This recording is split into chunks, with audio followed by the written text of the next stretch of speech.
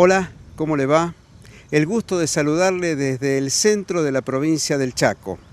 Estamos en Machagay y hoy le quiero presentar una historia de vida, de inmigrantes que se han arraigado a esta región, particularmente en el departamento 25 de Mayo, pero que constituyen un ejemplo a seguir.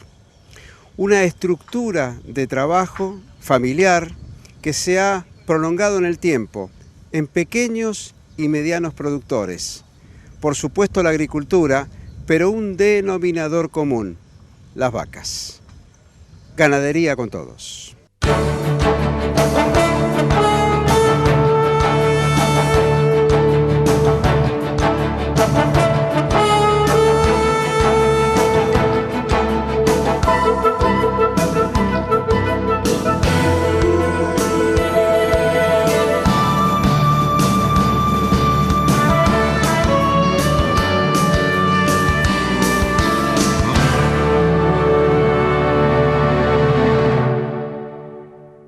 En el año 1944 nuestra entidad nació dentro de lo que era en ese momento la cooperativa agropecuaria, porque nuestra zona era netamente del cultivo del algodón, o sea que el monocultivo, porque en esa época era el oro blanco, y todo el progreso que hubo en esta zona de la provincia del Chaco a partir de la década del 30 se lo dio el algodón. Y así los agricultores fueron incorporando ganadería de a poco. También había lugares donde no se podía hacer agricultura y eran específicamente ganaderos, pero una ganadería muy incipiente, pero también los productores en ese momento se daban cuenta de que necesitaban una entidad gremial un poco para las luchas que hay que tener en el sector, pero también para tratar de ir acomodando y mejorando la ganadería. Y en el 1944 se hace la primera exposición acá de nuestra entidad y la verdad que es toda una historia hermosa y una lástima que uno no la pueda plasmar en algún libro, porque en esa época toda la hacienda que venía, los reproductores venían de la provincia de Buenos Aires, de Santa Fe, Entre Ríos, Córdoba, y toda la hacienda venía en tren, las bajaban acá en la estación del ferrocarril. La primera exposición inclusive se hizo en el predio de la cooperativa, después adquirieron, no mejor dicho, un productor donó este terreno acá donde estamos ahora y se hicieron las instalaciones y se traían en arreo desde las vías del ferrocarril en la estación, la hacienda hasta acá. En esa época eran Hereford, Aberdinango, Shorton. Era toda una revolución para la época que en el centro del Chaco y con la carencia de infraestructura, de caminos, que pudiéramos tener eso.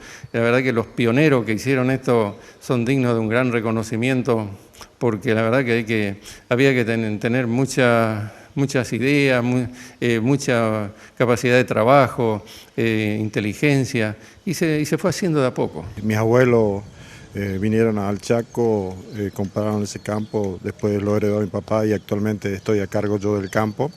Es un campo chico, medianamente, pero que nos da dignamente para poder vivir.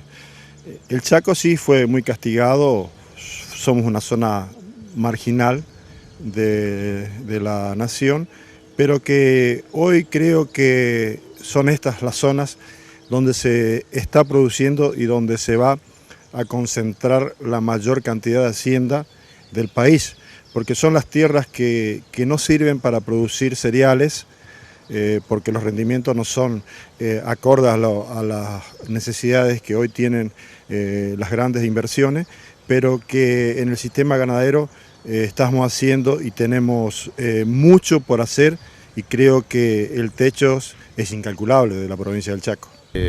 Ya cuando tenía unos 20 años me integré en la parte del Ateneo, de la sociedad rural, y bueno, después con el transcurso de los tiempos pasamos a integrar la comisión de los adultos. Y los jóvenes, por supuesto, siguen esa ruta, siguen esa huella.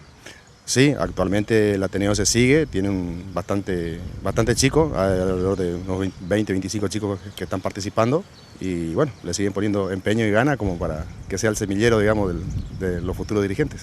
Pero ese semillero tiene algún antecedente en tu propia familia, porque contame un poco de la historia de los Kramer. ¿Quién era el abuelo? Bueno, el abuelo fue un inmigrante, digamos, que vino allá disparando de la guerra, como quien dice. Entre medio de las dos guerras mundiales se vino para el Chaco y bueno, se vino a poblar acá y bueno, echó sus raíces acá, digamos, y bueno, ahí seguimos todos, digamos, siguió papá, sigo yo y bueno, seguimos en el campo, en el mismo lugar. 7 décadas atrás ustedes veían nacer esta sociedad rural y vos desde hace ya 3 periodos, 3 décadas o más, estás vinculado. Y como presidente, ¿cuánto tiempo llevas? Bueno, ya son 14 años. Por allí cuando uno habla y también lee un poco, generalmente dicen que no es conveniente para las entidades eternizarse en los cargos, pero bueno, la gente acá confía en mí. Yo siempre digo, una de las grandes satisfacciones que tenemos con los muchachos de la comisión directiva es que hemos abierto nuestra entidad a la gente. Se nos ha acercado muchísimos productores pequeños y para mí eso es lo importante.